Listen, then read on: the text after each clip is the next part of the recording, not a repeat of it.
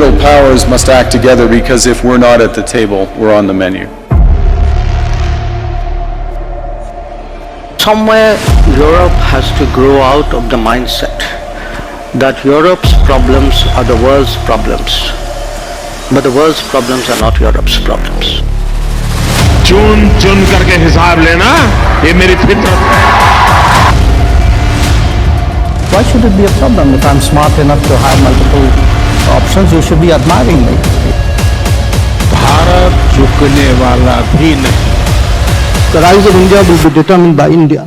It will be determined by our strength, not by the mistakes of others. The old order is not coming back. We shouldn't mourn it. Nostalgia is not a strategy.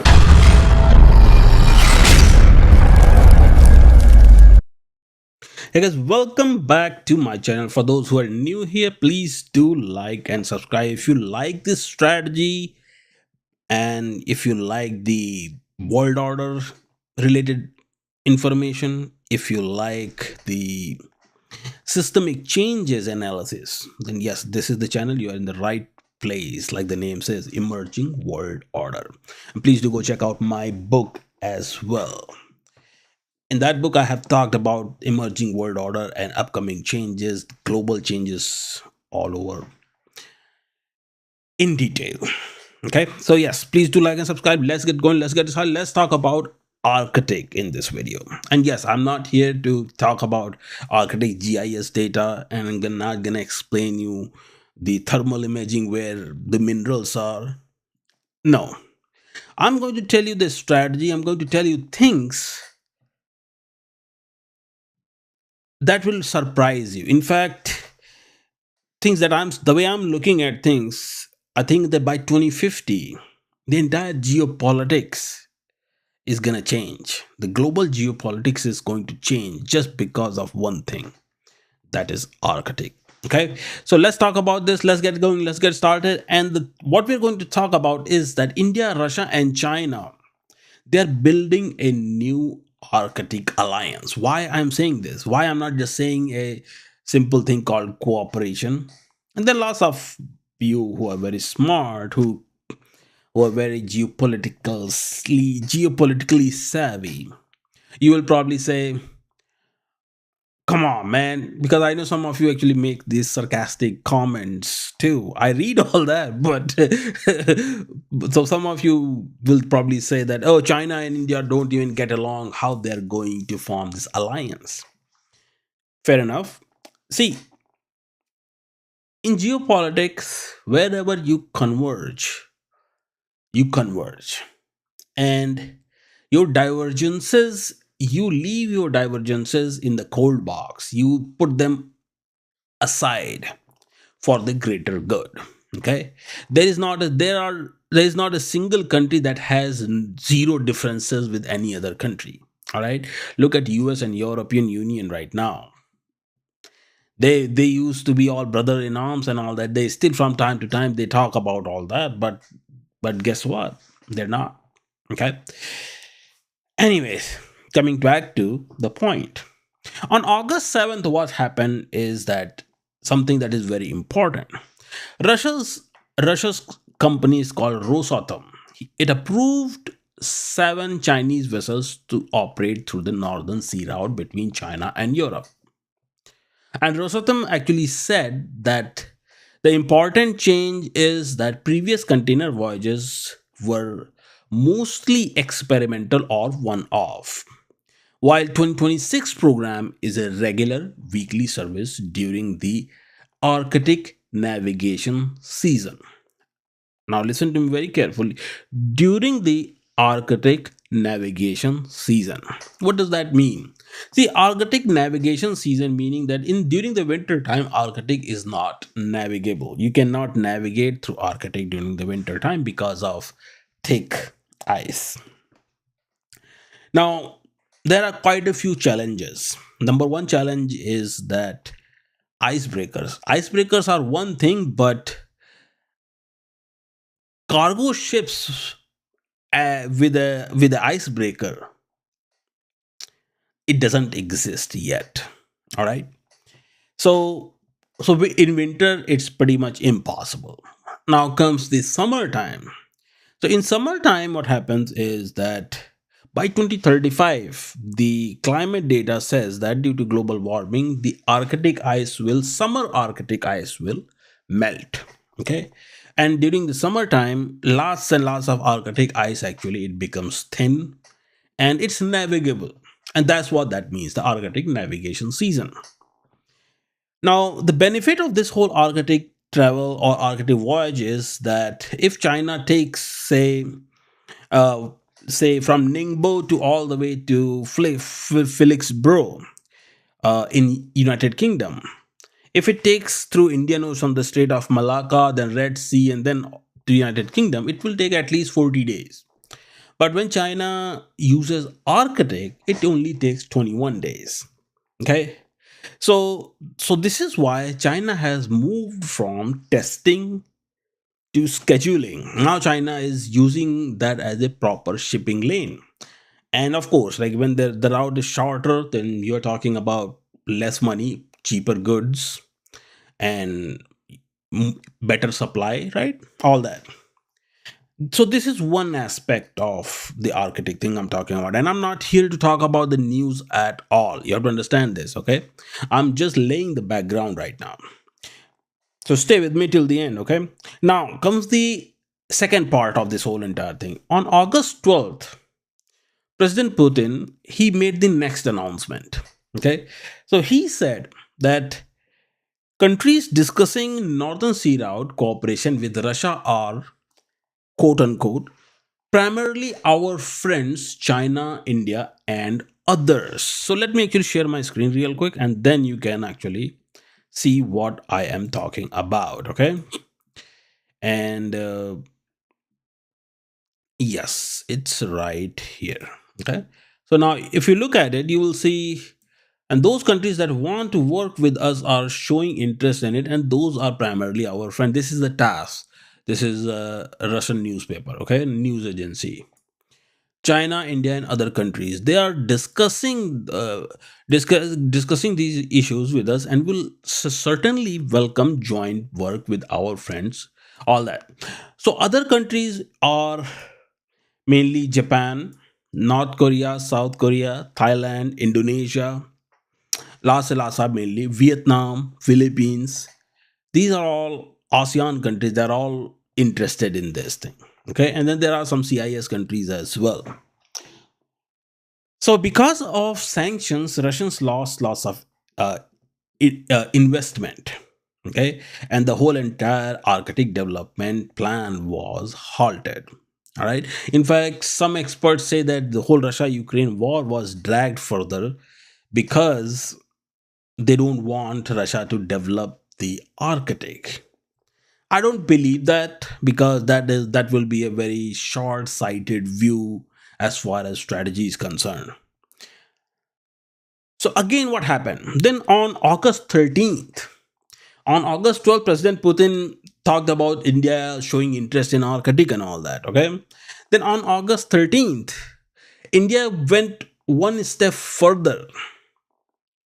And India's Shipping Ministry Joint Secretary, Mr. S. Venkatasapathy announced that India plans to send its first pilot vessel to the Northern Sea Route in 2027. Now, let me share my screen on that one too. Okay.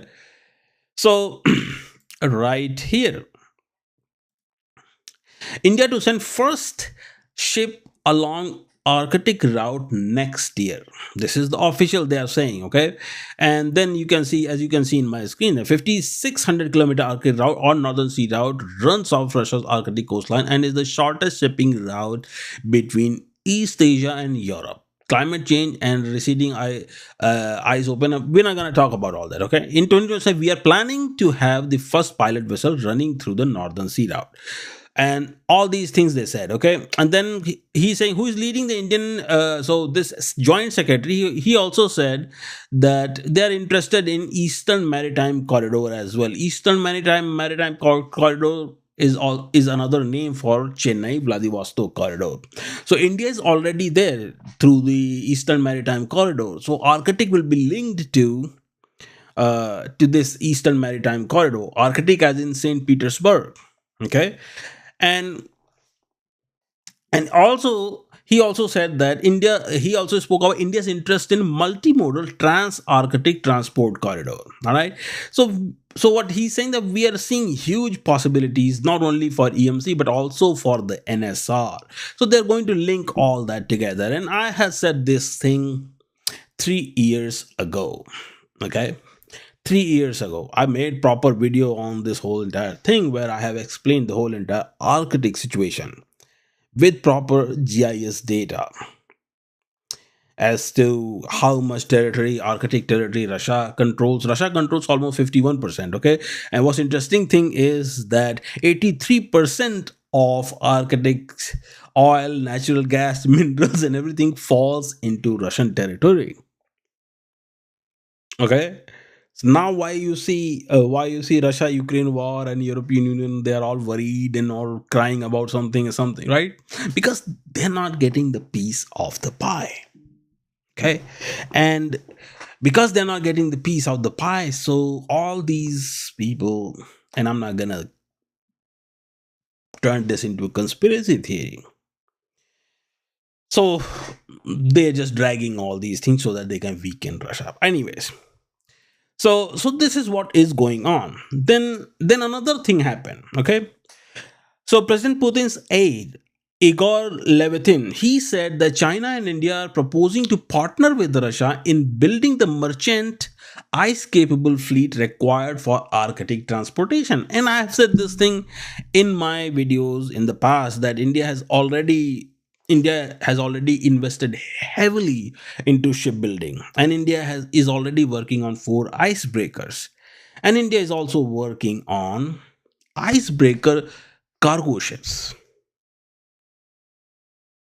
Okay, so these are very important developments that are going on right now. So um and all this is gonna be, and Igor Levitin, he also says that uh, Russia intends to combine the trans-Arctic transport corridor with north-south corridor.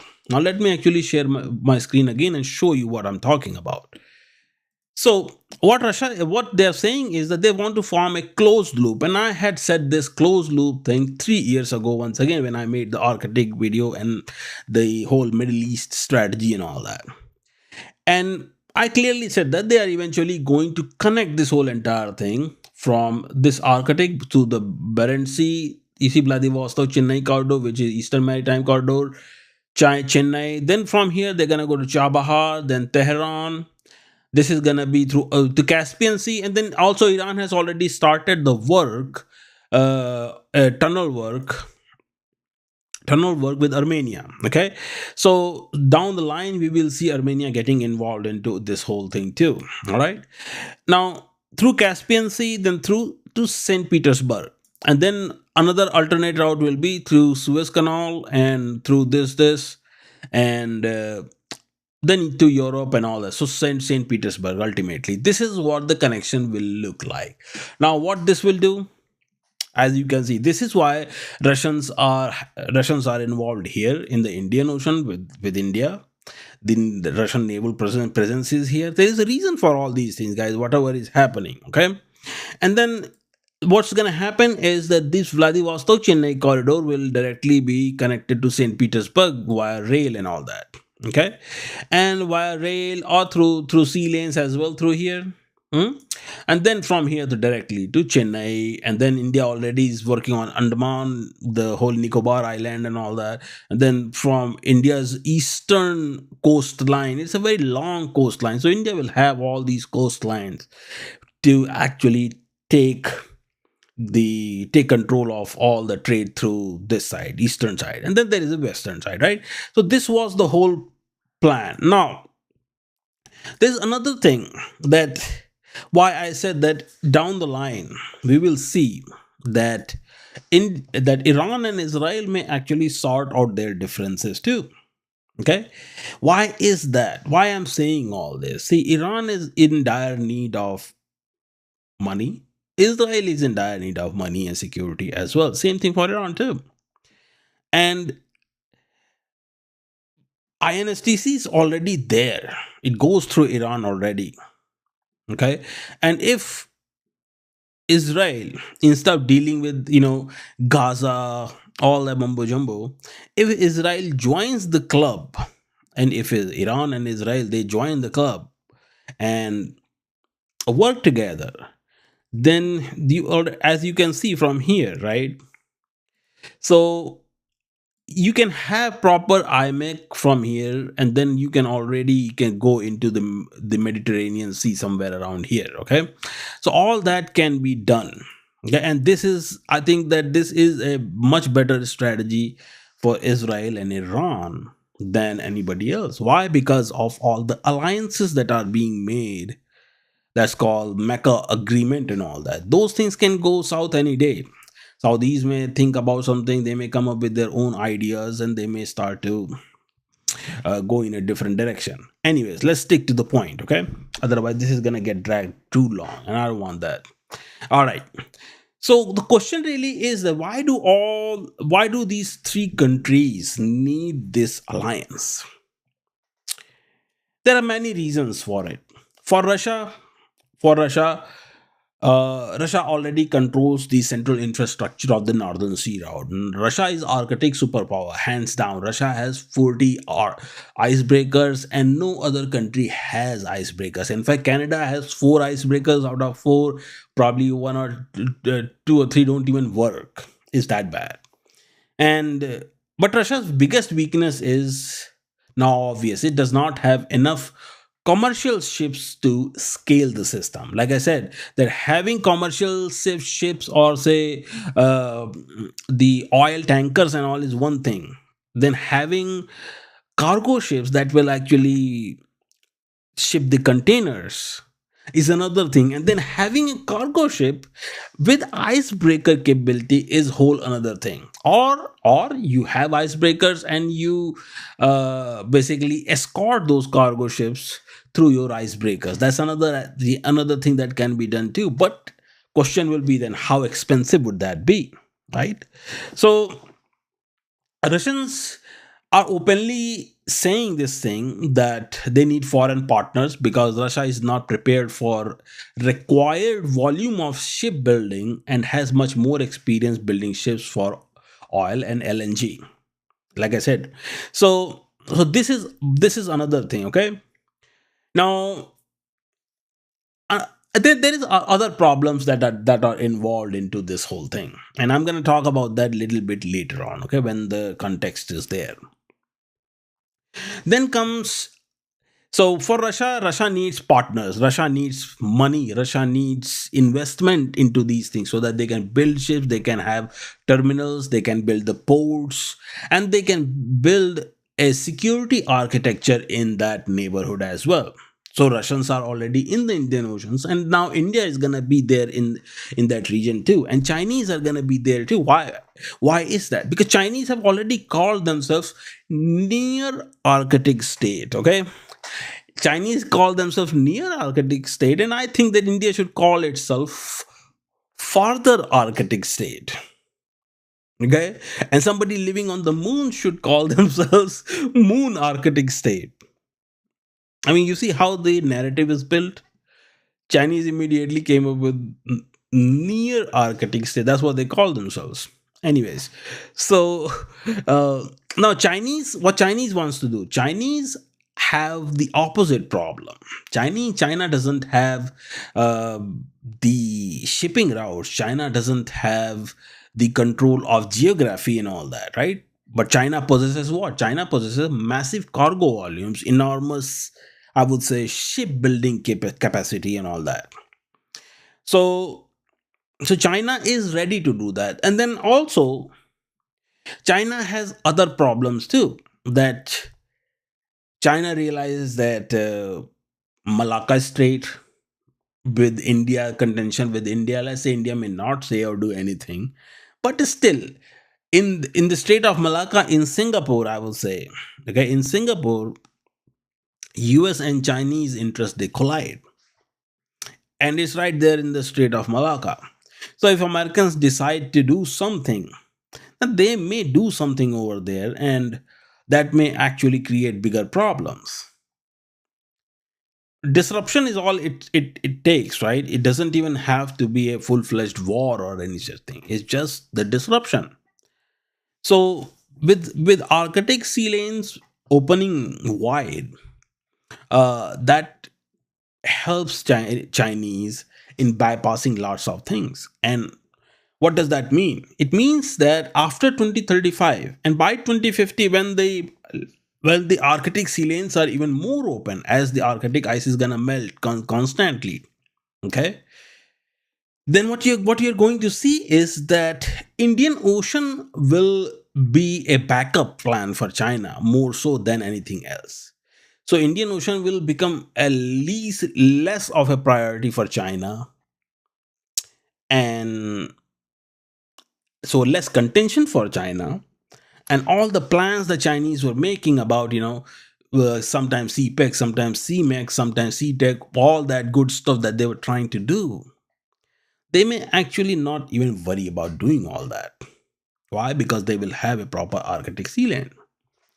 So, so what does that mean? It means that Indian Ocean will be widely open for control by India.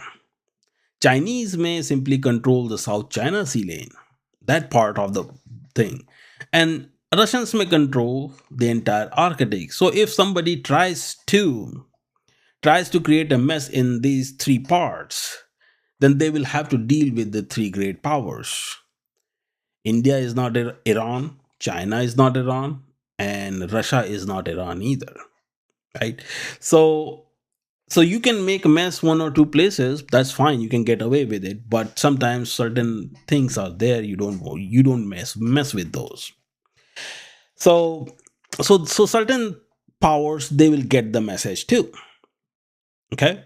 And when Indian Ocean will become less important for China, then China and India's certain differences may actually cool down. I'm not saying they may resolve, they may not resolve, only time will tell, but those things can be at least put into the back burner, if not resolve or solve permanently, right? So that's China's thing. Now India, what is the India's concern here? India's reason is different, okay? And India doesn't have to copy China and send every in India Europe container eastward into the Arctic.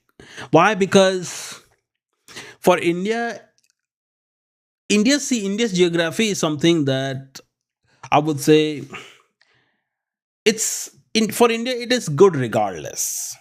India uses this west coastline to go into the Middle East and all that, and Central Asia, and then from there to Europe. And India can use its eastern coastline to hmm, go into Arctic, and then go to Europe. All right. So one way or the other, it works for India regardless. And India can actually expand its coastline from, instead of going to Red Sea, India can directly go to Kenya, Nigeria, Madagascar. The African coastline is very huge too. So in the ancient times, okay, in the ancient times, all those coastlines were used by the Indian coastline. They were all connected with each other. You have to understand this. Okay. So so all these coastlines, we will see probably that India will develop over the period of time to bypass Red Sea, to bypass Hormuz, all that. Okay, and so for India, it's not that much of a thing, but for India, it's like, okay, we want to do the trade. For India, it's more of an energy, mineral, and it is one stop shop for pretty much everything. And let me actually show you the map so that you understand the game here, real game. Okay. So, all right. So now let me change this to this. Otherwise, I'll look like a mess. All right. Now, what do you see here in this map in the Arctic? See, in the Arctic, what you're going to see is this. For India, India can trade from here, then India can use these things.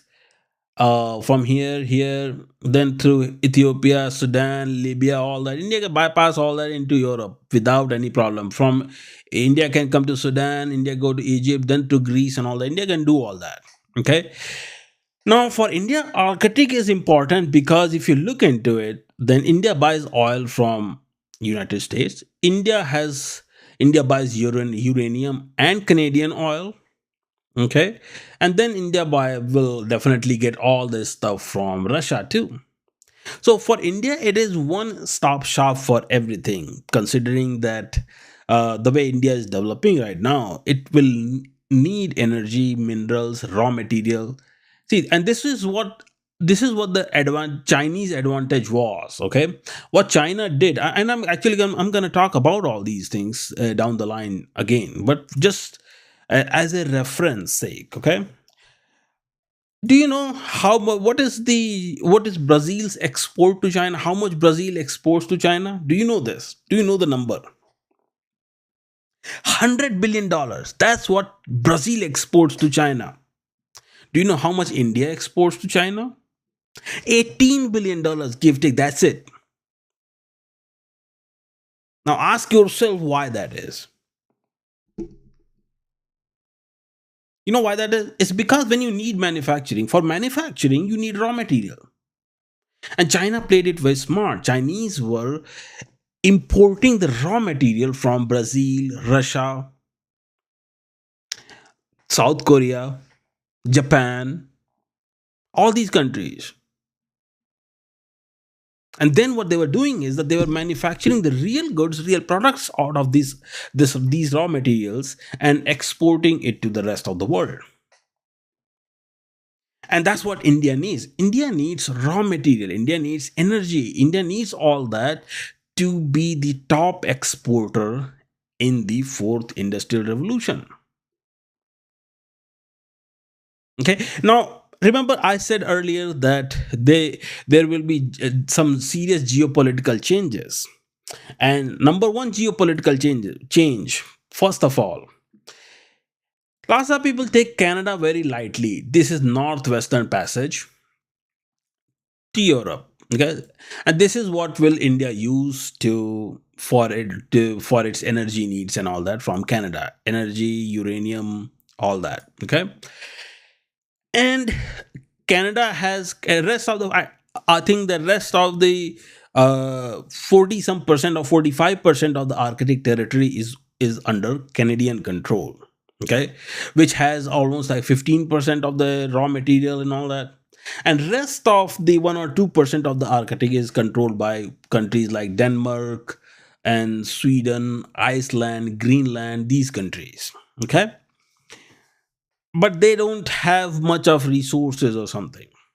Okay, now this is why Donald Trump was planning to take Greenland, because his whole plan was that they may get some natural resources in the Greenland and all. And then what he was thinking, I think, and this is my calculation, and I'll tell you why I'm saying this, is his goal was probably that build a pipeline from Alaska. Okay, from Canada, so you can use Alaska and all that to build a pipeline through Greenland, then Iceland, and then into into Ireland or UK or whatnot. Okay, build a pipeline from here and then enter Europe. Okay, and Europe already doesn't have natural gas. Europe already doesn't have any crude oil or anything. So just build the pipeline, supply it to Europe. And this whole thing, when I did the calculation, I found out that it will take at least 18 years. And what's funny is that this pipeline is not even going to be the longest pipeline in the world. So and what Donald Trump was saying in before he became the president, he said that a peace proposal will be made that will say that the peace proposal will say that for next 18 years nobody will talk about Ukraine, and nobody is going to ask Ukraine to join NATO and all that for 18-19 years, which is pretty much the time that will take to build the pipeline. Okay, Russia is already out of Europe, so what their plan is that basically use their natural resources to supply to Europe. That's a very huge market. That's like 28 countries. That was the whole idea. And then after that, use all this to enter Central Asia as well. Okay, that was the whole game. But that game is not going to work. Why? Because Canadians are seeing very serious opportunity here in this thing. Okay, Canada can get China as a proper. Canada already has free trade agreement with India. So the way I'm looking at is that why would Canadians give up their interest just so that they can satisfy here Uncle Sam? So Canadians are not going to do that, okay? And the kind of money that will flow to Canada with this trade route here, that will actually develop Canadian economy and remove the Canadian dependence on United States, because right now around 85% of Canadian crude goes to United States, and all 85, not 85 but 95%, and out of that 95%, 85% comes from Alberta. And Americans were actually supporting Alberta separatist movement as well. Okay, so they don't do this thing just in Asia or something. They do this thing in Canada too.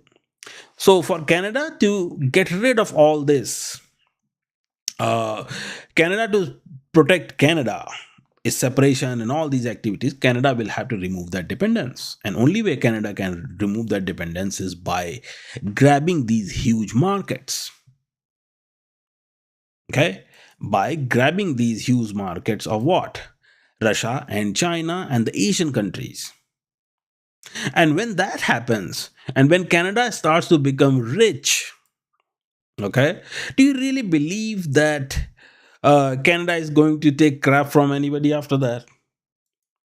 So, what do you think will happen to the geopolitics of this whole entire region after that? Think about it. Okay. So, this is why I was saying that the whole entire geopolitics is going to change. Now, another aspect of this is that I talked about this in my previous videos where I said Israel plus Iran. There's a reason for it. If you go look into this thing, then when India is working on IMEC, right? It is supposed to go from Mumbai to Emirates, then Saudi Arabia, Jordan, then Israel. Okay, and then from Israel to Greece. Okay, via Cyprus. Cyprus will join the club too. Okay, but there is a problem here. What the problem? That problem is the Saudi Arabia. Then Turkey is here, and then you have Turkey. They formed this alliance. Okay, now after what happened in Hormuz, what has happened in Red Sea and all that, India is not going to put all its eggs in one basket. India definitely wants IMEC to be not to be a choke point, right? It should be a choke point proof.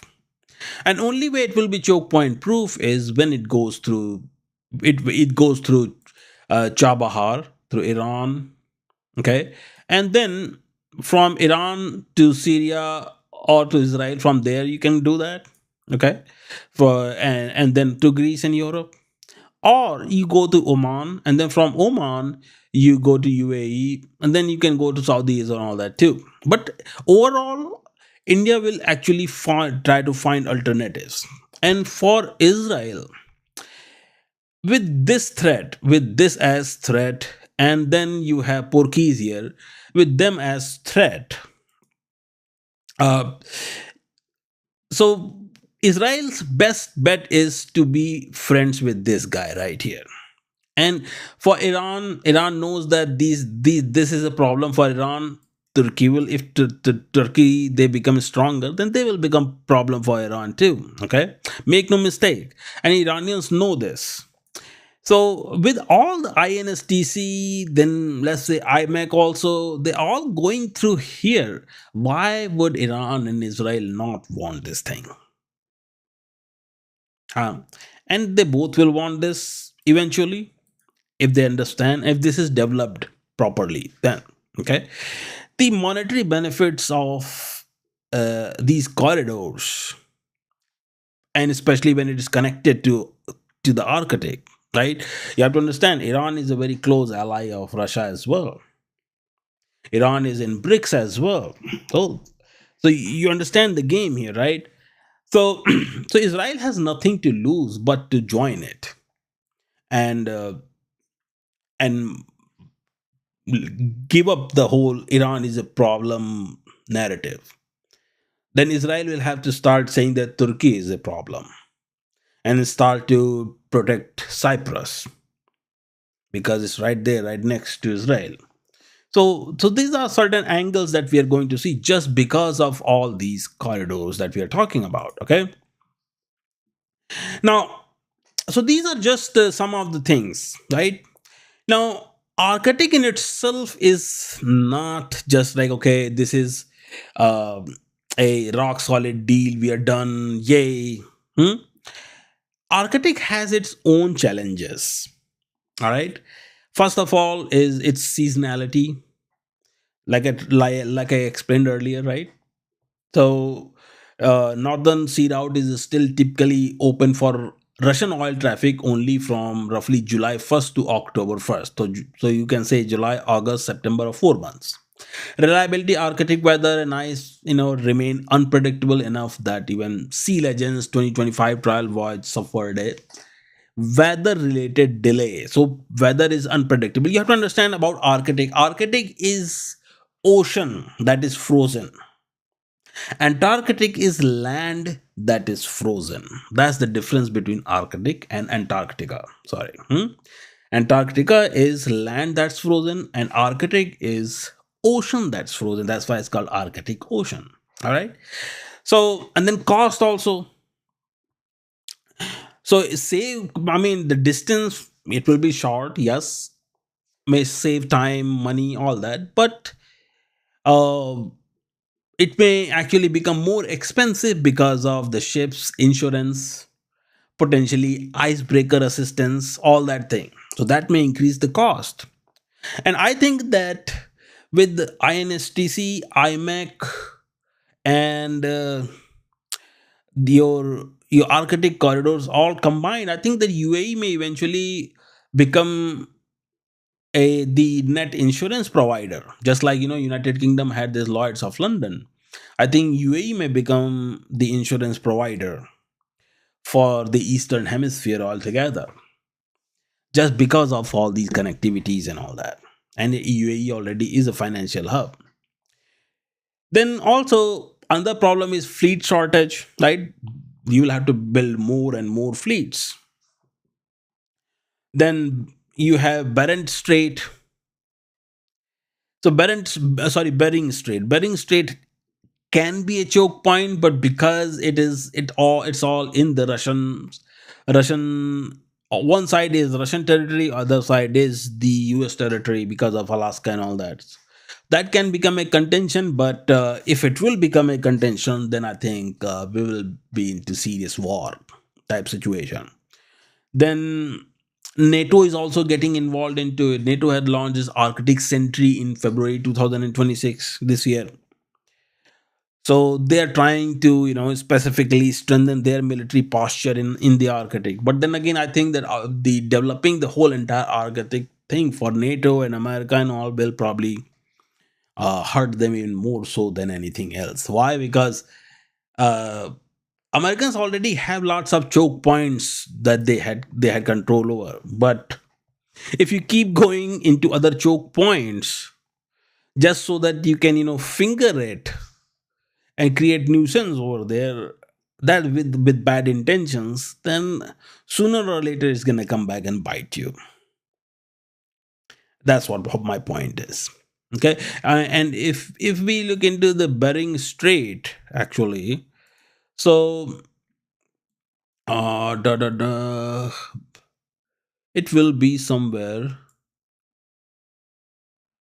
I mean, if you look into the Arctic map, then it's from here in this map, it's very hard to see. Anyways, so Bering, yes, Bering Sea. Okay, hold on, let me share my screen. Okay, so right here, where you see where Russia and Alaska, this is Alaska, this is Russia, right here, this right here, you see this right here. Okay, so that could become a choke point when, I mean, if the ships are going through this, then it's fine. But if we are going to US, uh, then that could be an issue. But I don't know. I mean, I don't think that will be the issue. But there is any. I mean, for the sake of analysis, I think yeah, that can be a problem. But actually, the bigger problem is uh, way more complicated than this whole entire thing. The bigger problem is the transpolar sea route. What is transpolar sea route? See, transpolar sea route is right now, for example, here. Okay. So, right now, what's happening is that ice has not melted yet as much. So, you have better routes are right here, closer to Russian border, Russian waters. You pass through this. It's all good, very nice. But what's going to happen over the period of time by 2050? Uh, the ice around this whole thing, all this ice that is there, it's all gonna melt. Okay, and when that happens, then ships can go further away from Russian border and they can travel from there too. And the data suggests that further you go away from Russian border, actually shorter it becomes. Through Arctic, it's become shorter because of the North Pole, right? So so that's another thing. So that can be a very big challenge. I mean, that's the only challenge for uh, the this Arctic whole northern sea route is that uh, by 2050 what's going to happen is that it will become wider. That's what it is. And when it becomes wider, then lots of other ships are going to start to go through the Arctic. And how everyone is going to navigate all that is the question. It will all depend on who controls what territory. And if those waters actually, because it's an ocean, right? So somebody will have to build some base or something somewhere. And after that, probably sea lanes will be created. Okay. And when that happens, whomever creates those sea lanes first will control the Arctic. Okay, and that's gonna change the whole entire geopolitics for you. Okay, so this is it for this video, guys. Please do like and subscribe. Hope you learned something, and I will talk to you guys in another video. Take care.